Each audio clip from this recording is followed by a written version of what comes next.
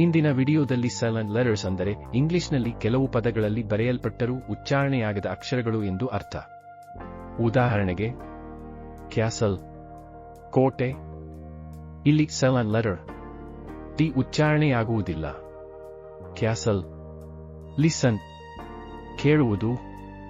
Silent letter T. Listen. Island, ದ್ವೀಪ. Silent letter S. Island.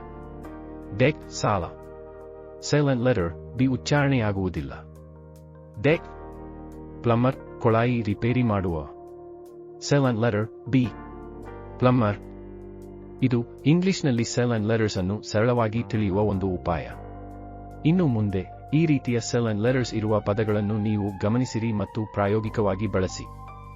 Video ಇಷ್ಟ ಆಯಿತು ಎಂದುಕೊಳ್ಳುತ್ತೇವೆ. ನಿಮ್ಮ ಸ್ನೇಹಿತರ ಜೊತೆ ಶೇರ್ ಮಾಡಿ, ಲೈಕ್ ಮಾಡಿ ಮತ್ತು ಚಾನಲ್ ಅನ್ನು ಸಬ್ಸ್ಕ್ರೈಬ್ ಮಾಡಿಕೊಳ್ಳಿ. ಧನ್ಯವಾದಗಳು.